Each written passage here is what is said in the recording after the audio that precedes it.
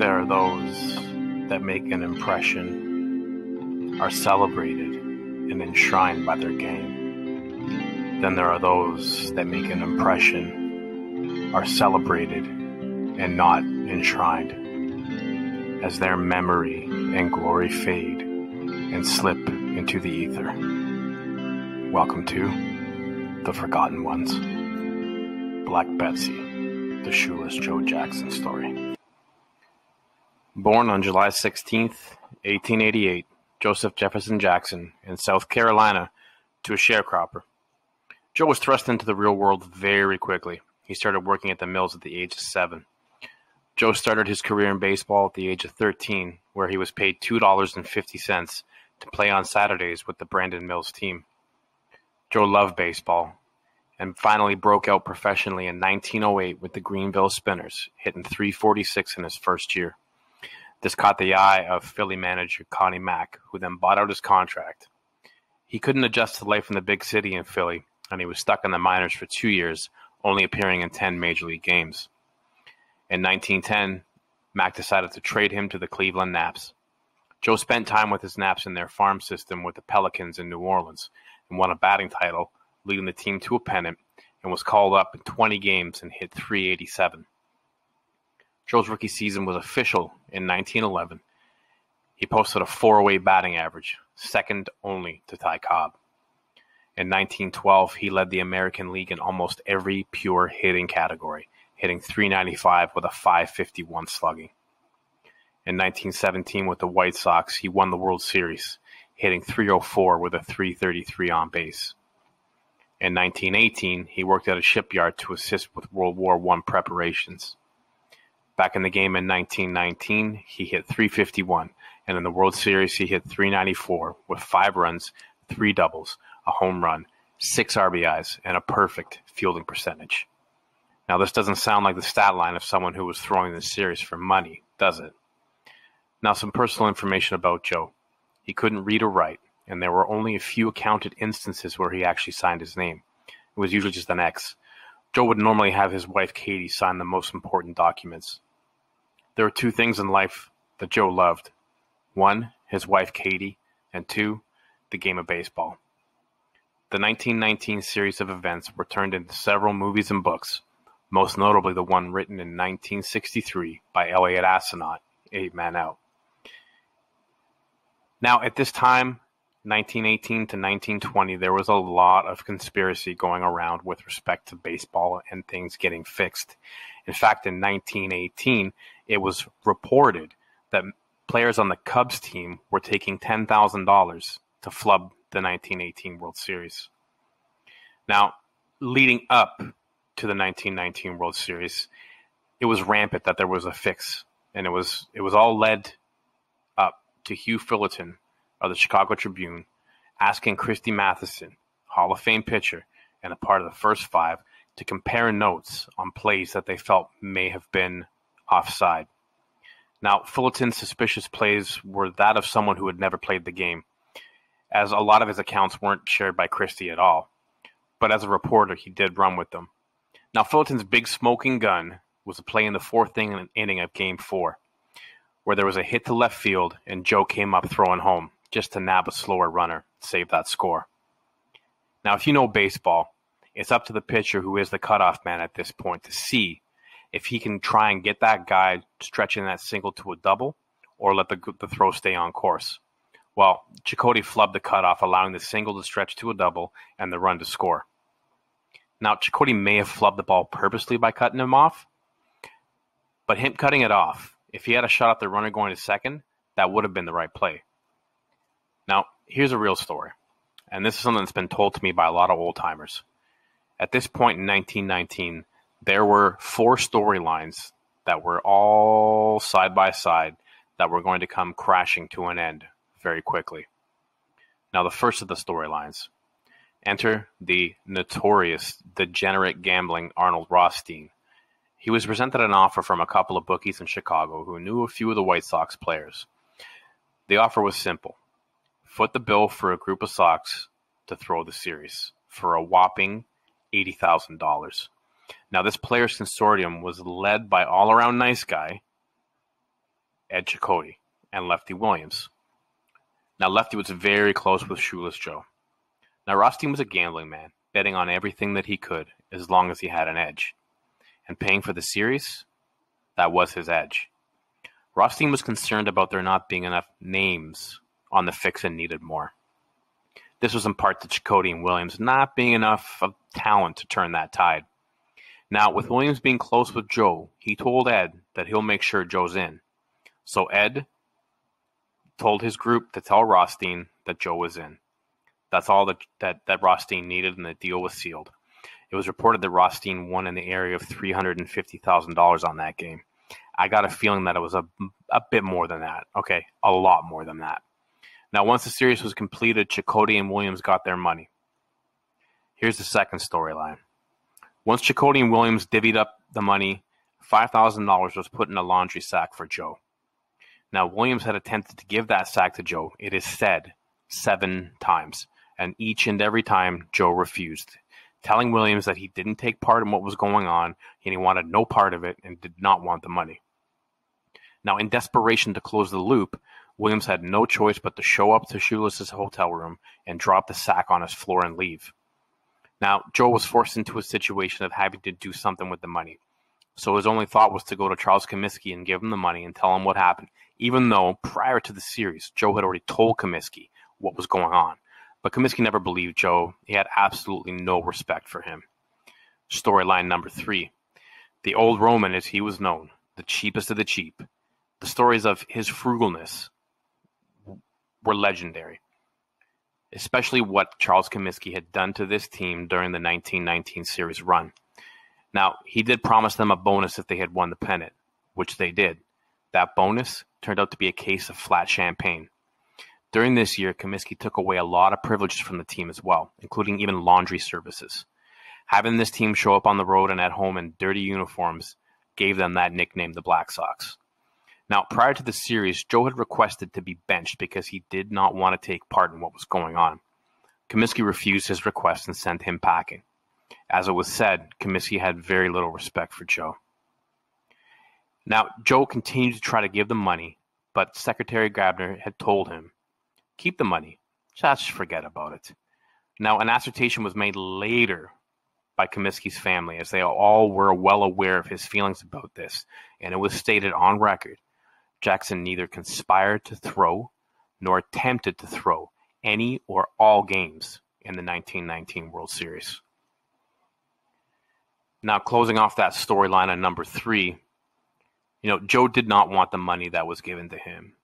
So what him and his wife Katie did is they took that $5,000, they put it into a savings account, and it accrued interest until Katie passed away, and the money was then divvied up and split and given to the American Heart Fund and the American Cancer Society. The fourth storyline, the one that brings us to the crashing end. Now, the real crook in this whole thing was a lawyer that worked for Charles Comiskey and the White Sox, who went by the name Alfred Austrian. Now, after all the meetings that Joe had with Comiskey decided to have Austrian step in. Now, because he was a personal lawyer for Comiskey and the team lawyer for the team, he wasn't in a general position of trust. And he definitely took advantage of Joe's simple ways. Austrian pulled out the moonshine, got real friendly with Joe, talked to him about what happened, and asked Joe to sign a document. Now, Joe, feeling he was in a safe place, scribbled his signature on the document. Joe wanted this done because all he wanted to do was play the game he loved, and Austrian used it as leverage to get him to say what he needed him to say, which was to confess that he took part in this. Now, moving forward to this trial, the trial of the early century, the prosecution already had a smoking gun in Sleepy Bill Burns, who had already spilled his beans about what Chakotay was planning and everything that was discussed on the train rides to and from games. Now, Austrian had signed the confessions of Chakotay, Jackson, and Lefty Williams, and he was left to handle those. Now, what was being given in return to those three was a promise of exchanged immunity. But those documents were, of course, lost. Instead of waiting to find them, the prosecution had the reporters that were there, the court reporters, create new ones, and that's what they went off of. Now, the defense here did not object to any of that. Now, Team Secretary Grabner even contested that the fix had hurt Comiskey as well as the team's ability to make money, even though Grabner was the one that told Joe to keep the money after Joe tried to give it back. Now, Justice Friend, who was presiding on this case, was a young justice. In fact, this was the biggest case of his career, the most significant he'd won in SAT at this point. And what he did was, late in the trial, he dismissed the charges against 5 of the accusers for lack of evidence. After the jury deliberated and came back, they decided to render not guilty versions on each of the people involved in this. So the famous 8. But the justice that Justice Friend delivered was not the same justice that his Honorable Kennesaw Mountain Landis would deliver. Landis wanted to ban the 8 for life. He wanted to send a message and didn't want anything getting in the way of that. Now, let's look at the situation in the 1920s. Kennesaw Landis, for all intents and purposes, was a judge, a legal mind, and was revered in his time. But in the 1920s, gambling and booze were hot-button issues. Many ball players were at speakeasies drinking and, yes, most likely gambling. And Landis saw this as a problem in a game that he was now in charge of. It was his test, his mission to clean up the game. So this 1919 scandal was something very close that he kept in his vest pocket and was always on his mind about how he could exploit this. Now, is baseball wrong for trying to protect its game? No. The integrity of the game back then is something that needed to be upheld at all times. But the justice system is something that needs to be handled in the same revere. Now, the justice system is something that should be handled in the same manner, so you have to look at the issues here. 1, the manner in which and promises that were given to Chakotay, Jackson, and Lefty. Things like that have to do with constitutional rights of players, regardless of what their accusations are, need to be upheld. They were not. Also, when you look at the whole chain of command here, Joe confessed to a team lawyer who was on the payroll of the team and ergo an employee of Major League Baseball. Is there a conflict of interest in receiving inadequate representation, a drunken confession, and a clear violation of constitutional rights? Now, of course, Joe was acquitted on his charges, but the information that Landis had led to him being banned for life, which meant no baseball, no Hall of Fame, no nothing to do with baseball. In 1999, U.S. House of Representatives petitioned Bud Selig to overturn Joe Jackson's banishment. Selig did not respond, and nothing was done afterwards. In 2015, Rob Manfred said that he would not overturn the decision, as Landis had the merit to do so. Now, the issue in his banishment is not that he's been banished. The issue is he took $5,000 from Lefty Williams, who, with Ed Chakotay, had set up the fix. Now, it's clear to see by his stats and his play during the series that Shoeless Joe Jackson did not partake in fixing the series. Was his mistake taking that $5,000? It could be. But I also think a big issue here is on how the information was handled and what Landis had. But if you look at the events that took place that were not under Joe's control, i.e. Landis, Austrian, Comiskey, the gambling group, Arnold Rothstein, inside that is where the truth lies. And until that's looked at properly by Rob Manfred, Shoeless Joe Jackson will remain on the outside of the Hall of Fame looking in. Now, an argument can remain that a current eye cannot be used to offer validation on something that didn't happen during this time, i.e. the rules of the time were as such and it has to be accepted. But unfortunately, that is not a stance that I take. Rule of law was broken, and there had never been something that's used to swing the situation. The rule of law is just that. If you take a look at the Conflict of Interest Act of 1919, I'm sure there is a section in there that does not state that it's okay for a team representative to get a player drunk to elicit a confession, to then use that confession to ban him from the game. Was there fair, adequate, and impartial representation on Joe's behalf? Outside of the lawyers he had for the trial, I would say no. I think if the actual situation was looked at in the legal context, there would be an argument that Shoeless Joe Jackson's fundamental rights protected by the Constitution were grossly infringed upon. Now, one thing remains constant. There are people that want to see him in the Hall of Fame, and his mark on the game has not faded over the past 100 years. And Joe collected many trophies and accolades during his career. However short, he impacted the game in a great way. There are some stories out there that Joe continued playing baseball under pseudonyms, but playing in the Coastal Carolina leagues was a far way away from where he should have been. But this is how much Joe loved this game. But time is something that no one can get more of. Joe passed in December of 1951, never getting to see his name reinstated or his plaque hung next to his friends within the game that he gave so much to.